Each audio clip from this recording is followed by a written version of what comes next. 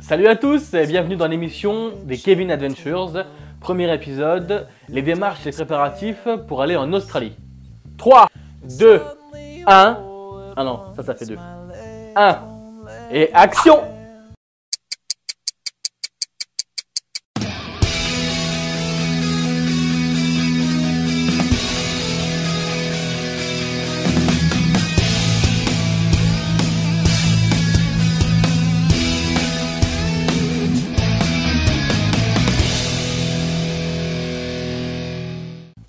Bon, vous devez sûrement le savoir, mais pour sortir de l'Europe, il vous faut un passeport. Sans ce petit sésame-là, vous irez nulle part hors de l'Europe, et certainement pas en Australie. Bon, alors pour obtenir un passeport, c'est simple, vous allez dans votre mairie, vous leur demandez un dossier que vous remplirez, que vous rendrez avec 86 € en timbres fiscaux, oui, 86 €. Et vous leur donnerez aussi 2 photos. Voilà, faites votre demande et sous 15 jours, votre passeport devrait être là.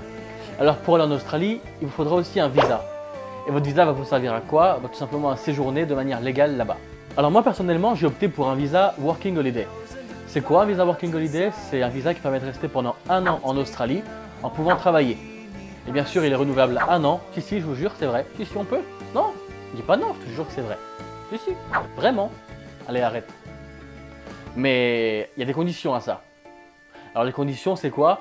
Tout simplement, il faut travailler pendant 88 jours dans le domaine un peu, je dirais, agricole, puisque souvent c'est le fruit picking, la cueillette de fruits, ou de légumes, ça dépend, mais tout ce qui est dans les fermes, qui permet de rester pendant 1 an de plus en Australie. Si jamais tu veux plus d'informations sur le Working Holiday Visa, il n'y a pas de souci, tu te rends sur mon site, et de là tu pourras avoir toutes les informations que tu veux, ainsi qu'un lien pour t'aider et aller t'inscrire en ligne. Alors après, pour te rendre en Australie, il te faut quoi? Un billet d'avion, c'est le plus simple. Mais pas n'importe lequel et pas n'importe où. Tu peux prendre un billet d'avion chez Air France, il n'y a pas de souci. Mais moi j'ai été voir les prix tout à l'heure et les prix sont genre 3 000 € le billet, allez simple. Non, ça ne fait pas. Alors moi personnellement, j'ai opté pour e-Australie, qui est un site web qui permet d'acheter des billets d'avion à moindre prix et à des tarifs dits Working Holiday.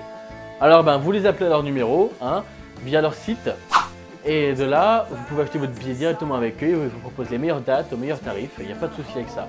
Personnellement, mon billet m'a coûté 750 €, c'est autre chose que chez Air France quoi. Alors la prochaine étape et la plus importante, et là je rigole pas, c'est sérieux, c'est l'assurance. L'assurance, c'est obligatoire pour partir en Working Holiday Visa en Australie. Alors obligatoire pourquoi? Parce que si tu ne prends pas d'assurance et que tu vas chez le médecin, ça te coûte 80 $ la séance. C'est loin des 23 € qu'on a ici en France. Et tu peux même en avoir jusqu'à 50 000 € si tu te fais hospitaliser. Alors une assurance, c'est vraiment obligatoire. Donc moi je t'invite à aller voir mon site et directement découvrir l'article qui en parle. Comme ça tu pourras te faire ton idée et choisir ton assurance si jamais elle te plaît.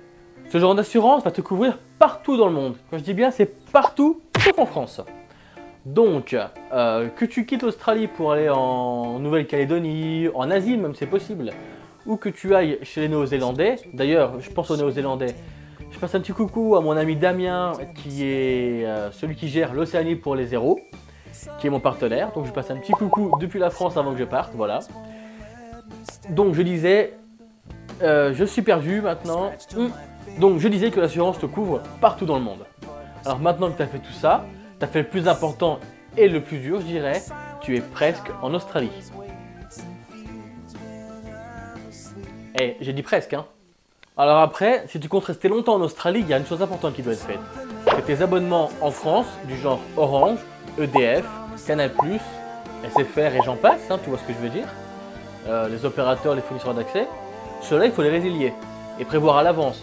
Parce que si tu arrives à ta date de départ et que tu n'as pas résilié, que tu es encore engagé, tu vas être dans la galère. Combien de gens j'ai pu lire qui parlaient sur les forums qui disaient « Oh moi j'ai pas réussi à résilier, je suis encore engagé, comment faire ?» Eh il faut simplement s'y prendre à l'avance. En général, il n'y a pas de solution miracle. Les opérateurs te prennent en traître et t'empêchent de résilier. Donc tu vas continuer à payer pendant que tu pars. Pour ma part, je me suis pris à l'avance. Il y a plus d'1 an en arrière, j'ai été m'engager chez Orange pour 1 an maximum. J'ai fait les abonnements EDF de janvier à janvier, donc jusqu'à mon départ qui se trouvait dans quelques jours. Donc pour moi, tout était nickel. Si vous faites ça, il n'y aura pas de souci pour vous. Après, si vous vous y prenez à la dernière minute, malheureusement pour vous, vous allez galérer. Et je vous le souhaite pas. Parce que les opérateurs sont vraiment très chiants. Bon, il a dit chiant. Une étape aussi cruciale du départ à l'étranger et en Australie, c'est le change d'argent. Pourquoi change d'argent? Parce que tu vas pas arriver là-bas et payer en euros. Ils t'accepteront pas ton argent. Donc eh ben, tu vas voir ta banquière ou ton banquier et tu lui dis « Bonjour madame la banquière, je voudrais acheter des dollars australiens. » Ils vont te prendre ceci, ils vont te donner cela. Voilà. Et à savoir pour l'anecdote, ces billets-là sont indestructibles. La seule chose qui arrive quand on les met au feu, c'est qu'ils fondent. Sinon, tu peux les passer à la machine, tu peux les tordre et déchirer, il n'y a pas de problème, ils ne vont pas mourir. Alors, en Australie, si tu veux conduire, il te faudra bien sûr le permis international. C'est quoi? Eh ben, c'est un permis qui permet de conduire à l'étranger partout dans le monde, et donc aussi en Australie.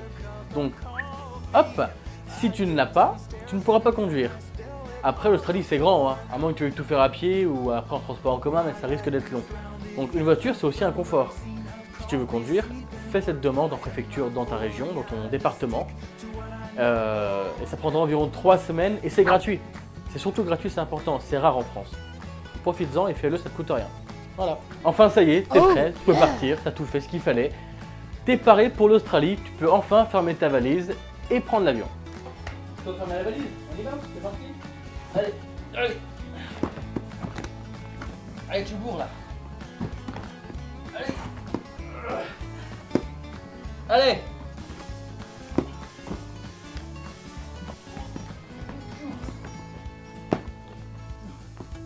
Attends. Pourquoi j'emmène mes oreillers moi? Ah ben voilà. Le miracle. Hop. Hop. Et hop. Il n'y a plus qu'à partir. Au revoir, on est parti.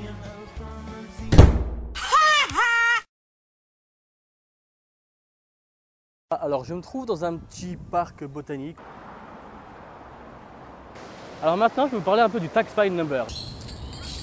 À la suite.